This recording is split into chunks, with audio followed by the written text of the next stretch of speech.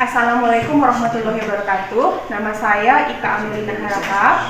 Saya adalah guru biologi di SMA Negeri 20 Sipiro dan saat ini sedang mengikuti PPG dalam jabatan kategori 1 gelombang kedua LPTK Universitas Negeri Medan. Dan pada saat ini, Selasa 13 Juni 2023, saya sedang melaksanakan uji kinerja praktek pembelajaran. Selamat menyaksikan.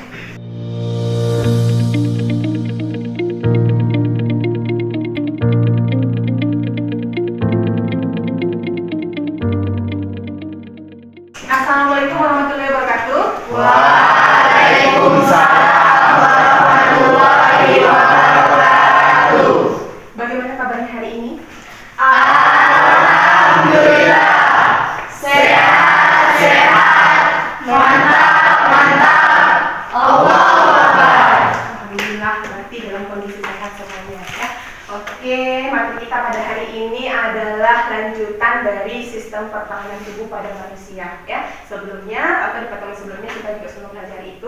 Tetapi sebelum kita mulai belajar, bolehlah Soleh pimpin dulu doa kita hari ini. Sebelum kita memulai pelajaran pada pagi hari ini, ada baiknya kita berdoa menurut ajaran dan kepercayaan kita masing-masing. Berdoa dimulai. Bismillahirrahmanirrahim. Rabbi shrah li sadri wa yassir li amri wahlul 'uqdatam min lisani yafqahu qawli. Rabbana zidna ilma warzuqna fahma wa amalan sholihan wa ilman nafi'an. Walhamdulillahirabbil alamin. Terima kasih Soleh sudah membawakan doa pada hari ini. Oke, tapi sebelumnya Ibu absen dulu ya kehadirannya. Soleh, ada yang tidak hadir? Tidak ada. Ada semua ya? Tidak semua. Alhamdulillah ya, mudah-mudahan di pertemuan kita selanjutnya juga selalu ada seperti ini ya, supaya kita tetap semangat ya kan, tidak ada yang sakit gitu ya. Oke, sama seperti yang tadi Ibu jelaskan bahwa hari ini kita akan melanjutkan materi kita tentang sistem pertahanan tubuh. Tetapi sebelumnya Ibu mau bertanya, kalian pernah mengalami alergi? Pernah ya. Kira-kira menurut kalian apa sih penyebab dari alergi? Siapa yang bisa? Ya, ada boleh? Bisa jadi dari alergi makanan atau minuman. Bisa jadi karena makanan ataupun minuman. Iya, benar, boleh. Ada lagi? Ada lagi yang bisa kira-kira? Ada? Ya, Arifin boleh? Silakan Arifin. Antibodinya Bu kurang. Iya, antibodinya nggak stabil gitu ya, atau daya tahan tubuhnya sedang turun gitu ya. Iya, ada tadi dari Mariam. Boleh Mariam? Misalnya serbuk bunga atau bulu-bulu. Berarti penyebabnya karena serbuk bunga ataupun bulu-bulu dari hewan. Ya, memang sih kalau kita berbicara tentang alergi, ini adalah kondisi di mana tubuh kita memberikan reaksi, ya kan? Reaksi yang tidak seharusnya. Karena apa? Ternyata ketika zat-zat yang kalian sebutkan tadi masuk ke dalam tubuh kita, tetapi tubuh kita menganggap itu adalah musuhnya, ya kan? Makanya datang dia reaksi alergi. Bisa nanti menjadi batuk-batuk, bersin-bersin, atau gatal-gatal, atau justru muncul dia bisulan. Kan itu semuanya adalah tentang reaksi alergi. Dan ini nanti ini yang akan kita pelajari ketika nanti kalian bekerja secara berkelompok. Ya. Kemudian untuk motivasi hari ini, Ibu berbagi informasi. Ya. Kalian tahu penyakit campak? Tahu. Ya. Pernah menderita campak? Pernah. Ya kan? Menurut kalian apa sih campak itu? Ya, Maria? Penyakit yang terjadi sekali seumur hidup, karena setelah kita terkena campak Bu, tubuh kita akan mengenali antibodi, sehingga kalau pada terjadi virusnya tubuh kita nggak akan kena air. Iya, benar sekali ya. Makanya dikatakan bahwa campak itu hanya akan menginfeksi tubuh kita sekali seumur hidup. Karena apa? Ternyata ya kan antibodi dalam tubuh kita itu sangat unik ya. Ada yang bagian memori istilahnya kan. Jadi bagian memori ini nanti akan mengingat karena kita sudah pernah sakit misalnya karena si campak. Jadi ketika si campak ini mewabah lagi, tubuh kita sudah kenal ya kan. Antibodi dalam tubuh kita sudah ada. Makanya kan beberapa ahli mengatakan bahwa campak itu hanya menginfeksi seseorang itu sekali seumur hidupnya. Ya, itu dia untuk motivasi kita pada hari ini ya, agar supaya kalian lebih semangat lagi mempelajari tentang sistem pertahanan tubuh. Ya, mengingat jam ini sudah jam agak berat ya. Bolehlah sebelum kita memulai pembelajaran kita ice breaking dulu, ya kan? Jadi untuk ice breaking kali ini kita lakukan tepuk pagi, siang dan malam. Ya, kalau Ibu bilang pagi kita tepuk 2 kali, ya kan? Kalau Ibu bilang bilang siang, kita tepuk sekali, ya kan? Kalau ibu bilang malam, berarti tidak tepuk, ya kan? Kita uji coba. Tepuk pagi, tepuk siang, tepuk malam. Konsentrasi ya. Kita ulangi. Tepuk pagi, tepuk siang, tepuk malam. Oke, kita ulangi ya. Tepuk siang, pagi, malam. Sekali lagi ya. Tepuk siang, tepuk malam, pagi, siang, malam. Oke. Lagi ya. Tepuk pagi, malam.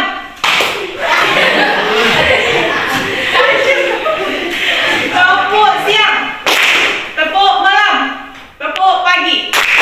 Oke, terima kasih. Konsentrasi ya, oke lah. Kabarnya sudah refresh ya.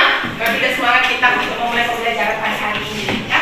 Oke, sebelumnya silakan perhatikan di LED ibu sudah membuatkan tujuan pembelajaran ya. Adapun tujuan pembelajaran kita pada hari ini, yang pertama, melalui diskusi kelompok, siswa dapat menganalisis mekanisme pertahanan tubuh pada manusia dengan benar. Yang kedua, melalui diskusi kelompok, siswa dapat menentukan peran imunisasi pada sistem pertahanan tubuh manusia dengan benar. Dan yang ketiga, melalui studi literatur, siswa dapat menganalisis gangguan atau kelainan pada sistem pertahanan tubuh dengan benar. Ya, inilah tujuan pembelajaran kita pada hari ini dan inilah yang akan kita capai. Ya. Oke, jadi sebelumnya kita sudah mempelajari fungsi dan juga struktur dari sistem imun, dan ini adalah materi lanjutannya di mana kita akan mempelajari tentang mekanismenya, mekanisme pertahanan tubuh kita, kemudian imunisasi sama gangguan atau kelainan pada sistem pertahanan tubuh. Dan ini adalah satu kesatuan sebenarnya, dan dia memiliki saling keterikatan atau ada dia saling hubungannya seperti itu. Ya, oke. Kemudian pada sistem pertahanan tubuh ini, ibu sudah menyediakan video ya, dan video ini silahkanlah kalian tonton dan kalian catat informasi-informasi penting yang ada di dalamnya ya. Oke.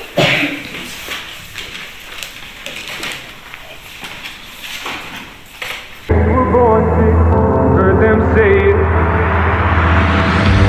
Take me to the shower like a dog in the shining light. Halo semua, kali ini kita akan belajar tentang pembentukan antibodi. Yuk belajar sama-sama. Ketika kita bertemu dan berkumpul dengan orang, maka kita berisiko terkena suatu penyakit yang dapat disebabkan oleh virus ataupun bakteri.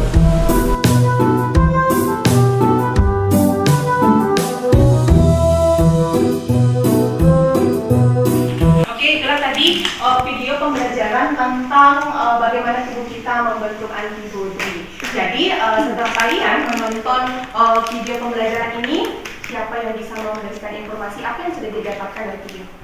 Iya, boleh Mariska. Dari video tersebut, saya mendapatkan sedikit pengetahuan tentang bahayanya berinteraksi dengan orang lain. Interaksi dengan orang lain berisiko tertular virus yang dapat menyerang imun tubuh kita sehingga imun tubuh kita lemah dan dapat mudah terserang oleh virus tersebut. Yang diserang pertama yaitu sel-sel imun. Sel-sel imun nantinya akan berperang melawan virus. Antibodi yang sudah terbentuk akan mempertahankan kekebalan tubuh sehingga tidak akan dapat menginfeksi sel lainnya. Iya, benar sekali ya. Gue rasa informasinya luar biasa penting untuk tubuh kita ya, dimana kita harus hati-hati ketika berinteraksi dengan orang lain. Kemudian siapa lagi yang bisa? Iya, boleh Ari.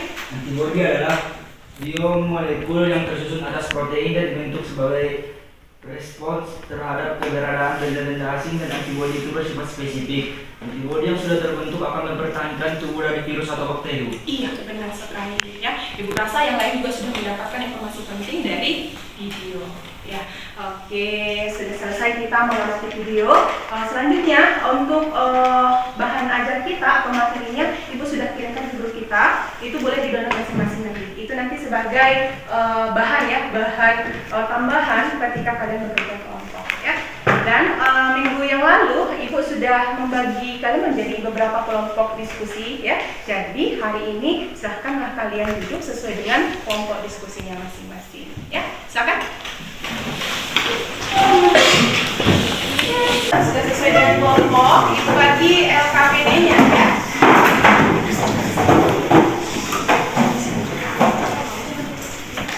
LKPD ini kelompok 1 ya. Kemudian kelompok 2. Kelompok 3 mana? Kelompok 3. Kelompok 4. Dan yang terakhir kelompok 5 ya. Tapi sebentar Ibu akan menyampaikan tata cara pengisian untuk LKPD-nya. Coba diperhatikan. Di sini sudah ada beberapa lembar ya, yang lembar depan papernya. Kemudian nanti kalian isikan nama kelompok kalian, sudah disediakan dia isiannya ya. Setelah itu coba kalian perhatikan, di sana sudah lengkap dia mulai dari kompetensi dasarnya sampai ke langkah kerjanya. Langkah kerjanya ada 4, berarti kalian bekerja sesuai dengan langkah-langkah ini. Baru di belakang sudah disediakan dia wacana dan juga pertanyaan-pertanyaan. Itulah yang akan kalian kerjakan pada diskusi kali ini. Ya, untuk bahan diskusinya sendiri, kalian boleh menggunakan berbagai bahan yang relevan, nantinya berbagai sumber yang relevan. Gunakan laptop, HP, intinya semuanya dalam mencari bahan-bahan atau sumber-sumber yang relevan yang berkaitan dengan bahan diskusi. Ya, oke, silakan dikerjakan. Ibu berikan waktu 20 menit. Oke, di sana.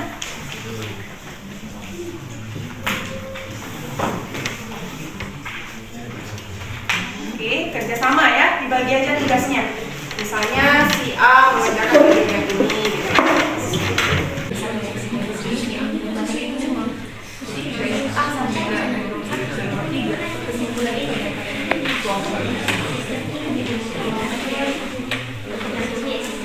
Oke, Ibu rasa waktunya sudah mencapai 20 menit ya. Berarti selanjutnya kita melakukan presentasi ya. Untuk mempersingkat waktu kita, silakanlah kelompok 1. Assalamualaikum warahmatullahi wabarakatuh. Waalaikumsalam warahmatullahi wabarakatuh. Kami dari kelompok 1 akan mempresentasikan hasil diskusi kami tentang sistem kekebalan tubuh. Pada teman saya dipersilahkan. Apa itu sistem kekebalan tubuh? Dalam melawan COVID-19, menjaga sistem imunitas atau sistem kekebalan tubuh adalah hal yang diperlukan. Namun, apa itu sistem kekebalan tubuh? Sistem kekebalan tubuh adalah kemampuan tubuh untuk melawan patogen atau mikroorganisme yang mampu menyebabkan penyakit.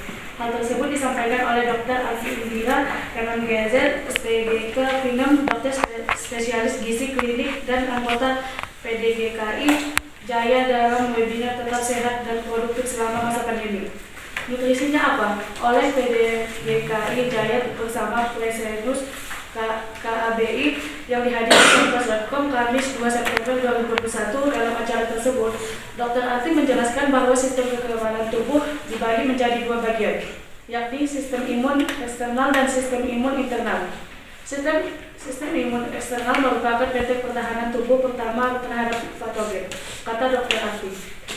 Bagian ini terdiri dari kulit, membran, mukosa, rambut hidung. Beberapa vitamin dan zat yang dibutuhkan oleh organ ini adalah vitamin A, B6, B12, C, D, E, folat, zat besi, dan C. Sedangkan pada sistem kekebalan tubuh internal terbagi lagi menjadi 2 bagian, yaitu garis pertahanan pertama atau first line dan garis pertahanan kedua atau second line. Kepada teman-teman yang ingin bertanya dipersilahkan. Kepada Yolanda dipersilahkan. Baiklah, saya akan bertanya untuk kelompok 1. Ketika tubuh kita terluka, misalnya tangan kita tersayat, beberapa menit kemudian akan terjadi pembekakan di sekitar luka. Terima kasih.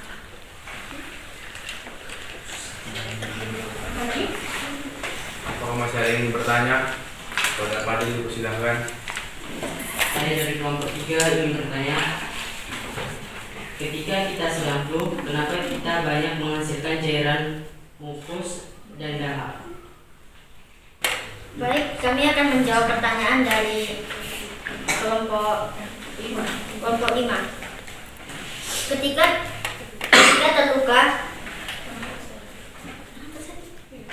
terluka, tangan tersayat, beberapa menit kemudian terjadi pembengkakan di sekitar luka. Ini terjadi karena sistem imunitas mulai bekerja. Jadi banyaknya antigen atau antibodi yang dipusatkan ke dalam luka tersebut. Jadi terjadilah pembengkakan. Pertanyaan yang kedua dari kelompok 3, ketika kita sedang flu, kenapa kita banyak menghasilkan cairan mukus dan dahak?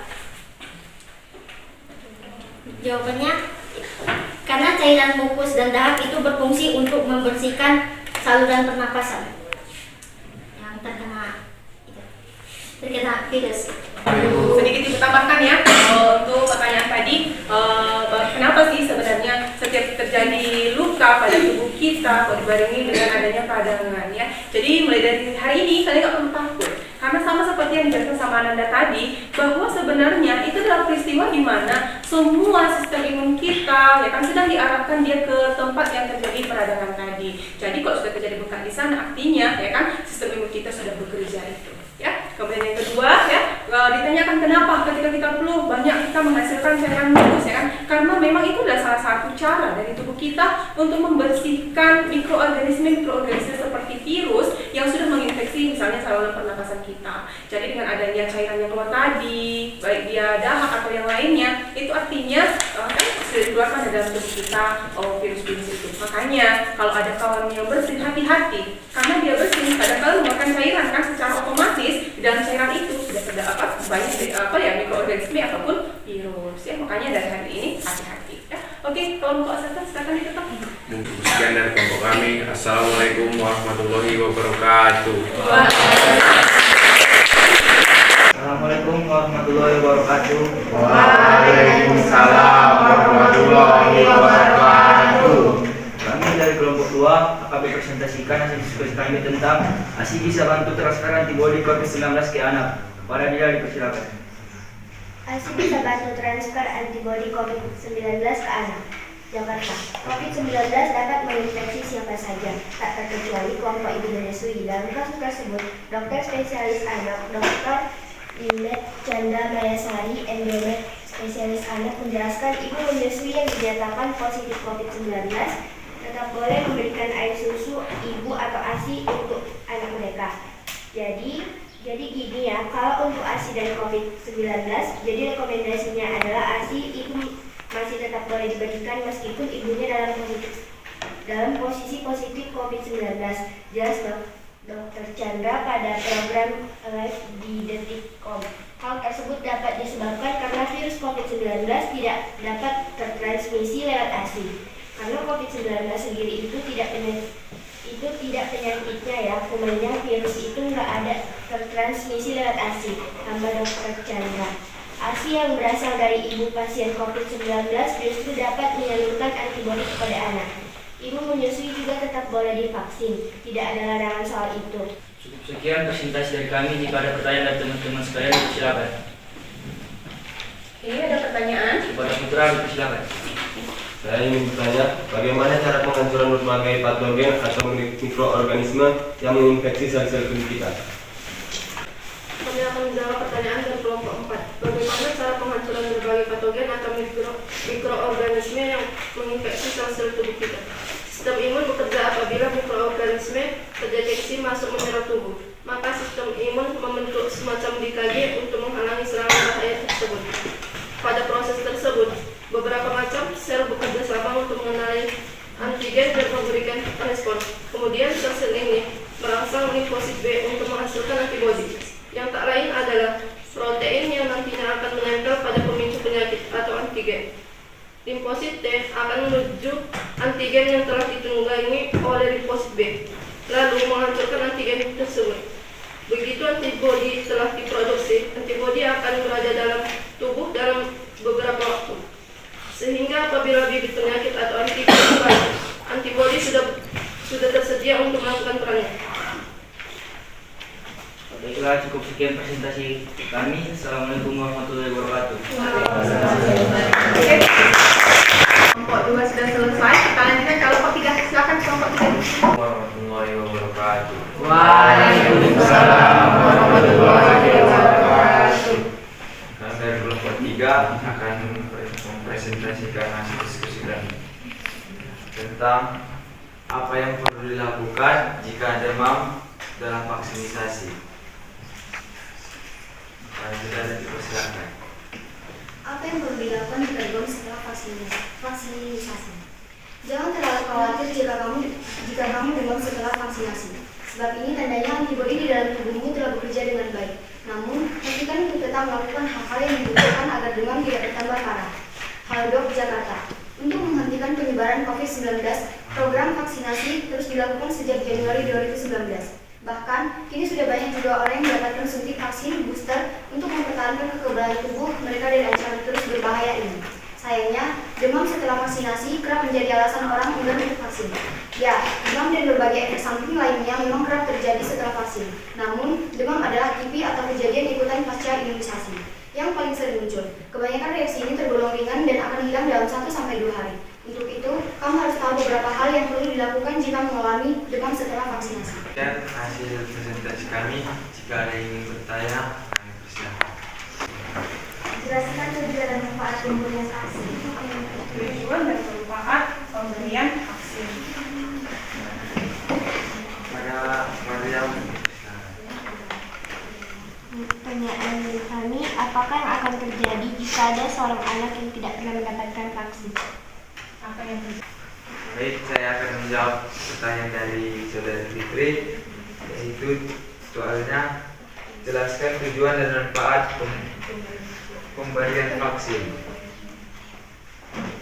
Tujuannya ialah tubuh seseorang yang telah disuntikan vaksin akan merangsang antibodi untuk belajar dan mengenali virus yang telah dilemahkan tersebut. Manfaatnya merangsang sistem kekebalan tubuh, mengurangi risiko penularan, mengurangi dampak berat dari virus. Baik, saya akan menjawab pertanyaan kedua. Apa yang akan terjadi pada tubuh seorang anak apabila tidak pernah mendapatkan vaksin? Anak lebih rentan mengalami sakit berat dan kemungkinan komplikasi penyakit. Sistem kekebalan tubuh tidak kuat. Bu, tambahkan sedikit ya. Jadi untuk semuanya silahkan diperhatikan. Selama ini kan di daerah kita, terutama yang tinggal di perkampungan, kalau dikatakan dia imunisasi, selalu takut orang tua. Ya kan? Karena mereka dalam pikiran mereka yang disuntikan itu macam-macam, ya kan. Tapi dengan kita belajar seperti ini, kalian jadi tahu, boleh ditularkan nanti pengetahuannya kepada keluarga atau tetangga, ya kan, bahwa imunisasi itu penting. Karena ternyata imunisasi itu bisa meningkatkan antibodi. Jadi ketika suatu saat ada wabah yang menginfeksi, maka tubuh si anak ini akan kebal, ya, gitu ya. Oke, silakan nanti ditutup. Mungkin cukup sekian hasil presentasi kami. Jika ada kesalahan, kami mohon maaf pada umum dan manapun. Wabillahi taufiq wal hidayah. Assalamualaikum warahmatullahi wabarakatuh. 4 dimulai, silakan. Assalamualaikum warahmatullahi wabarakatuh. Waalaikumsalam warahmatullahi wabarakatuh. Kami dapat mempresentasikan diskusi kami tentang berbagai cara meningkatkan imunitas tubuh agar tidak mudah sakit. Berbagai cara meningkatkan imunitas tubuh agar tidak mudah sakit. Sistem imunitas atau daya tahan tubuh memiliki peran penting dalam menjaga kesehatan. Imunitas tubuh harus dijaga dengan baik agar tidak mudah terserang penyakit. Daya tahan tubuh atau sistem imunitas yang baik dapat melindungi kita sejak pertama kali kuman menyebab penyakit masuk ke dalam tubuh. Oleh karena itu, memiliki daya tahan tubuh yang kuat sangat penting untuk mencegah kita jatuh sakit, terutama di masa mewabahnya virus corona seperti sekarang. Ada berbagai cara yang bisa dilakukan untuk meningkatkan imunitas tubuh, termasuk menerapkan pola hidup sehat, menghindari stres, hingga mengonsumsi suplemen agar sistem kekebalan tubuh tetap prima. Oke, pertama sedikit lagi ya. Ini bahasan kelompok 4 adalah tentang kurang istirahat ya. Memang benar sekali, ibu juga ada membaca beberapa artikel. Ternyata kurang tidur itu memang bisa membuat sistem imun kita menjadi turun. Makanya kita perhatikan kalau kamu begadang ya kan Habib ya, itu bisa menurunkan sistem imun kita. Makanya kalau kita perhatikan memang orang yang kerjanya tidak teratur, sering begadang, itu nanti otomatis imunnya turun, sering sakit itu. Ya kan? Kemudian ada lagi faktor stres. Ya. Ini juga sangat berpengaruh pada sistem imun kita. Karena ketika kita stres, secara otomatis imun juga akan ikut menurun dan otomatis membuat kita menjadi sakit. Ya, oke, silakan ditutup. Menurut kelompok kami, kalau yang bertanya dipersilakan. Saya dari kelompok 1 yang bertanya, apa penyebab dari seseorang sangat sering terinfeksi virus flu? Saya akan menjawab pertanyaan dari saudara Sakia. Sebenarnya apa penyebab dari seseorang mudah terinfeksi virus flu? Penyakit influenza merupakan penyakit pernapasan yang disebabkan oleh virus influenza. Organisme ini menginfeksi hidung, tenggorokan, dan paru-paru. Seorang bisa tertular virus ini apabila tak sengaja menghirup droplet atau percikan air ketika menderita berbatuk atau bersin. Flu juga bisa terjadi karena tubuh terlalu lelah, aktivitas yang terlalu padat, fisik yang bekerja lebih keras bisa menurunkan daya tahan tubuh. Dan saat daya tahan tubuh turun, maka akan menyebabkan bakteri maupun virus penyebab flu rentan menyerang. Masih ada kaitannya dengan kurang istirahat berarti ya, makanya kita juga kondisi tubuh. Sekian dari kelompok kami. Saya sangat mohon maaf kalau orang yang tujuh penitenya. Assalamualaikum warahmatullahi wabarakatuh. Assalamualaikum warahmatullahi wabarakatuh. Waalaikumsalam warahmatullahi wabarakatuh. Kami dari kelompok 5 akan mempresentasikan hasil studi tentang HIV/AIDS. HIV atau Human Immunodeficiency Virus adalah virus yang merusak sistem kekebalan tubuh dengan menginfeksi dan menghancurkan sel CD4. Jika makin banyak sel CD4 dengan daya tahan tubuh akan makin melemah sehingga rentan diserang berbagai penyakit. HIV yang tidak segera ditangani akan berkembang menjadi kondisi serius yang disebut AIDS atau Acquired Immunodeficiency Syndrome. AIDS adalah stadium akhir dari infeksi HIV. Pada tahap ini kemampuan tubuh untuk melawan infeksi sudah hilang sepenuhnya. Penularan HIV terjadi melalui kontak dengan cairan tubuh penderita seperti darah, sperma, cairan vagina, cairan anus, serta ASI. Perlu diketahui, HIV tidak menular melalui udara, air, keringat, air mata, air liur, gigitan nyamuk, dan sentuhan fisik. HIV adalah penyakit seumur hidup. Dengan kata lain, virus HIV akan menetap di dalam tubuh penderita seumur hidupnya. Tambahkan sedikit ya, ini tentang penyakit HIV/AIDS yang ternyata telah masuk dia ke dalam golongan imunodefisiensi ya, dimana kalau dikatakan dia imunodefisiensi, tubuh kita itu sama sekali nanti tidak akan menghasilkan antibodi atau dia dayanya menurun, sehingga nanti ketika sudah terjadi kerusakan maka tubuh kita akan mengalami komplikasi. Karena apa? Semua antibodi itu tidak akan mampu menahan invasi atau infeksi dari berbagai macam mikroorganisme. Makanya perhatikan hati-hati ya kan, terutama terhadap HIV/AIDS karena sampai saat ini belum ada ditemukan vaksin ataupun obat-obatan yang bisa mempertahankan hidup bagi penderita dari HIV/AIDS ya. Oke, itu dari Bu, silakan. Sorry itu. Baik, cukup sekian dari kelompok kami. Kalau ada salah kami mohon maaf, pada Allah mohon ampun. Assalamualaikum warahmatullahi wabarakatuh. Itulah tadi semua presentasi dari diskusi kelompok ya, dan Ibu rasa semua hasilnya luar biasa dan ini sudah memberikan apa ya, materi yang paling penting untuk kita sehingga apa ya, apa yang kita pelajari hari ini bisa kita terapkan dalam kehidupan kita nantinya ya. Jadi untuk selanjutnya karena kita sudah selesai presentasi, kalian juga sudah Ibu rasa sudah paham tentang apa ya, topik masalahnya, sudah dapat solusi, maka selanjutnya kita akan melakukan evaluasi ya. Tetapi sebelum kita melakukan evaluasi, silahkan pindah ke barisan masing-masing ya. Oke, Ibu rasa waktu 2 menit, silahkan. Oke, untuk soal evaluasi Ibu sudah kirimkan ke grup, silahkan dikerjakan. Jangan kerja sama ya, kerjakan masing-masing. Oke, silahkan.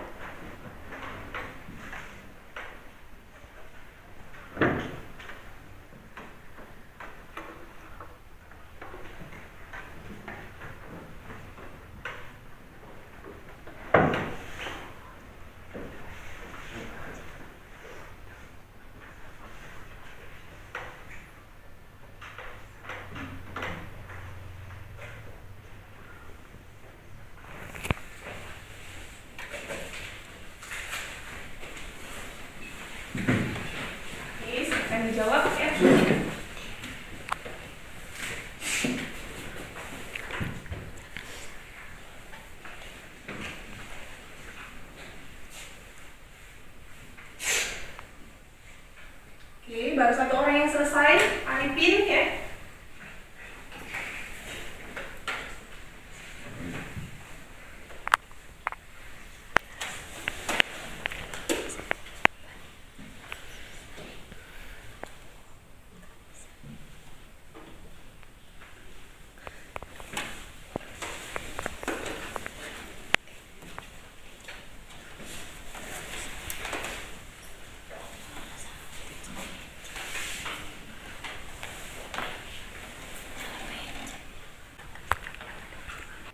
Oke, masih 9.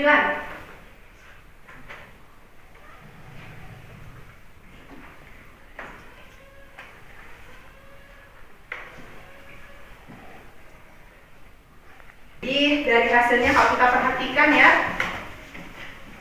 coba yang benar semua siapa? Ada berapa? Oh ya, yang benar salah satu, salah 2 ada. Oke, berarti kalaupun dia salah satu masih melewati batas KKM ya. Tepuk tangan.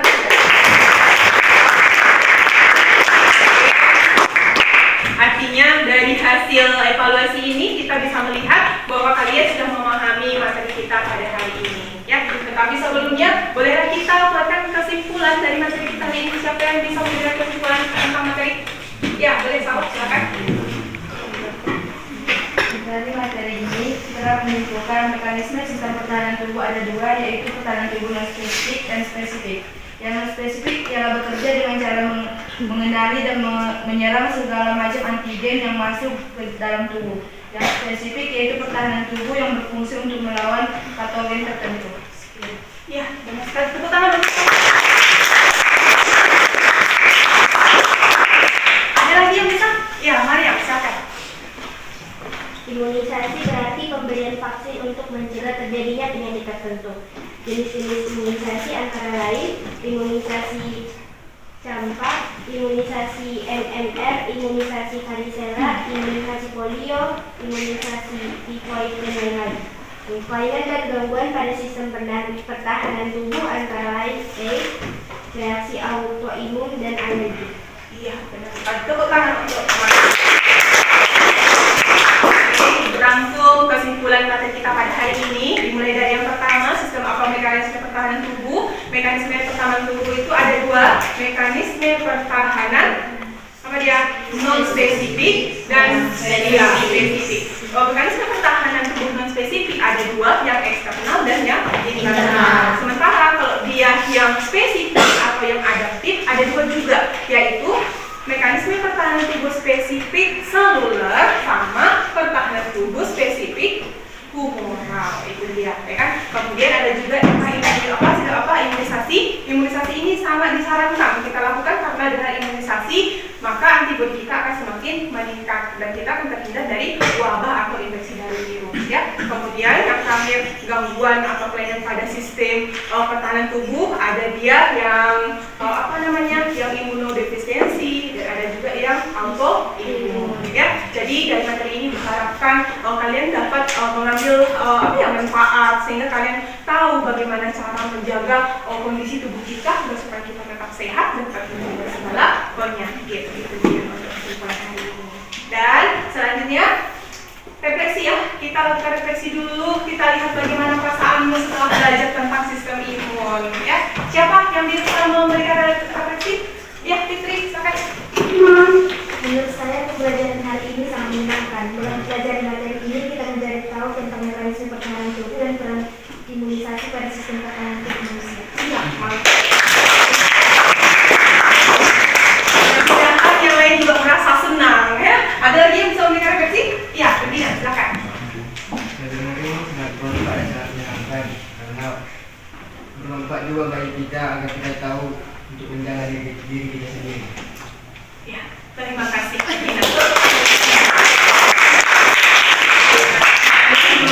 Memberikan makna untuk kita semua yang bermanfaat. Jadi karena ini adalah materi terakhir kita di kelas 11 ya kan, ini materi terakhir. Setelah ini nggak ada lagi materinya.